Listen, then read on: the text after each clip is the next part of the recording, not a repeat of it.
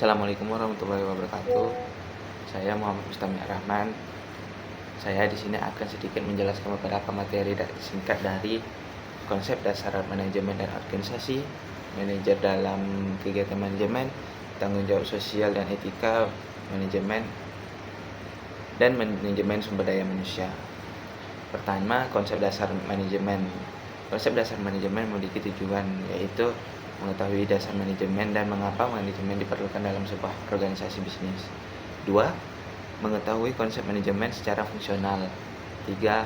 Mengetahui konsep manajemen secara operasional dalam organisasi bisnis. Apa itu organisasi?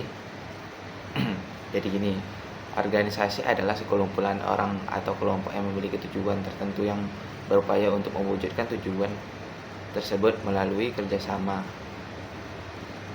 Jenis organisasi juga dibagi dua, yaitu organisasi profit dan non-profit. Contoh organisasi profit yaitu perusahaan besar, perusahaan kecil, koperasi, dan lain-lain. Sedangkan contoh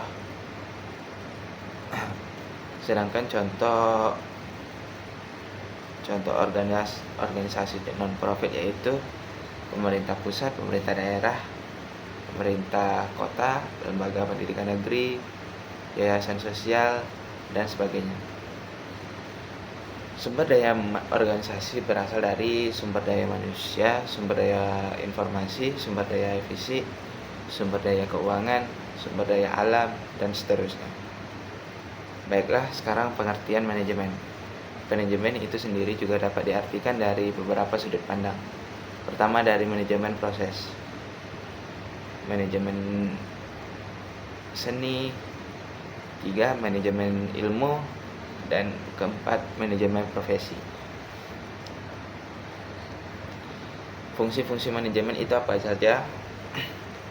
Terdapat beberapa fungsi-fungsi manajemen, yaitu planning, organizing, actuating, dan controlling.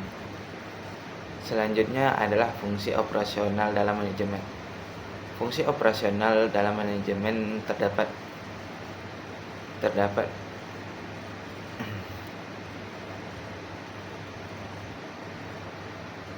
fungsi operasional dalam manajemen terdapat manajemen sumber daya manusia, manajemen pemasaran, manajemen operasional top produksi, manajemen keuangan, dan manajemen informasi. Baiklah, kita masuk ke materi manajer dalam kegiatan manajemen. Tujuan dari manajer dalam kegiatan manajemen ialah 1. Mengetahui fungsi manajer sebagai orang yang menjalankan kegiatan manajemen. 2. Mengetahui bahwa untuk menjadi manajer yang diperlukan keahlian manajemen. 3. Mengetahui tingkatan manajemen secara hierarkis serta keahlian manajerial yang diperlukan untuk setiap hierarkis tersebut.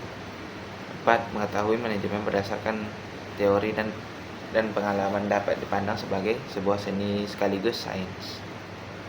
Pengertian manajer menurut Ernie dan Kurniawan tahun 2005, manajer adalah orang yang melakukan kegiatan manajemen, atau lebih lengkap lagi, manajer adalah individu yang bertanggung jawab secara langsung untuk memastikan kegiatan dalam sebuah organisasi dijalankan bersama para anggota dari organisasi.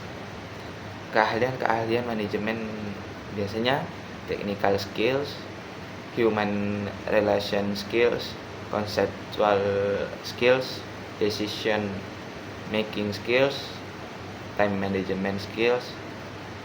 Dan keahlian tambahan seorang manajer biasanya keahlian dalam manajemen global, keahlian dalam hal teknologi.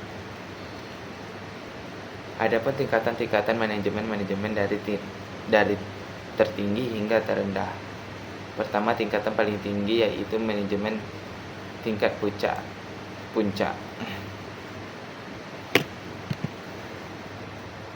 Dan manajemen tingkat menengah, manajemen tingkatan pertama ataupun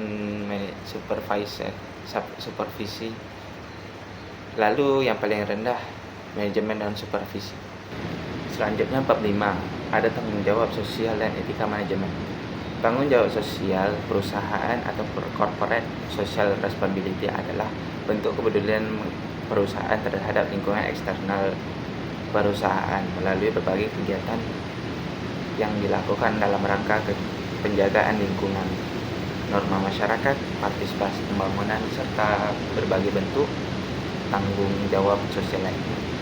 Terkadang tanggung jawab sosial ini juga menimbulkan pro dan kontra di masyarakat, tapi saya akan sedikit menjelaskan strategi pengelolaan tanggung jawab sosial perusahaan yang sering terjadi dengan beberapa strategi ini, yaitu 1. Strategi reaktif. Strategi reaktif tanggung jawab sosial ini cenderung menolak atau menghindarkan diri dari tanggung jawab sosial. 2. Strategi defensif yang dilakukan oleh perusahaan terkait dengan penggunaan pendekatan legal atau jalur hukum untuk menghindarkan diri atau menolak dari tanggung jawab sosial. 3. Strategi akomodatif. Strategi yang dijalankan perusahaan karena adanya tuntutan dari masyarakat. 4. Strategi proaktif. Strategi proaktif biasanya bahwa perusahaan memandang tanggung jawab sosial bagian dari tanggung jawab perusahaan untuk memuaskan stakeholder. Etik dan lanjut seterusnya. Etika juga sangat berpengaruh dalam manajemen. Etika manajemen adalah standar kelayakan pengelolaan organisasi yang memenuhi kriteria etika. Upaya perwujudan dan peningkatan etika manajemen adalah pelatihan etika, advokasi etika, kode etik, keterlibatan publik dalam etika manajemen perusahaan. Manajemen sumber daya manusia. Pengertian dari sumber daya manusia tersebut ialah proses serta upaya untuk merekrut, mengembangkan, memotivasi, serta mengevaluasi keseluruhan sumber daya manusia yang diperlukan perusahaan dalam pencapaian tujuannya. Adapun beberapa proses manajemen sumber daya manusia. 1. Human Resource Planning. Human Resource Planning atau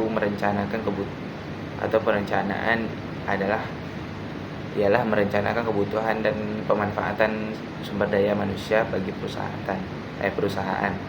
2. Personal recruitment. Personal recruitment ialah mencari dan mendapatkan sumber daya manusia, termasuk di dalamnya rekrutmen, seleksi, penempatan, dan kontrak kerja, tenaga kerja, serta beberapa syarat. 3. Personal development. Personal development ialah mengembangkan sumber daya manusia, termasuk dalam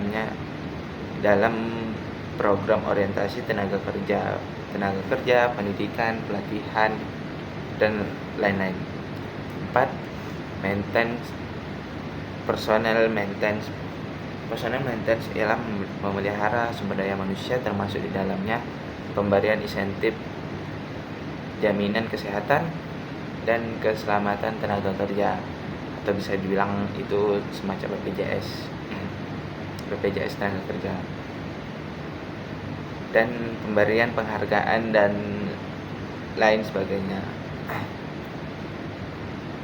5. Personal utilization.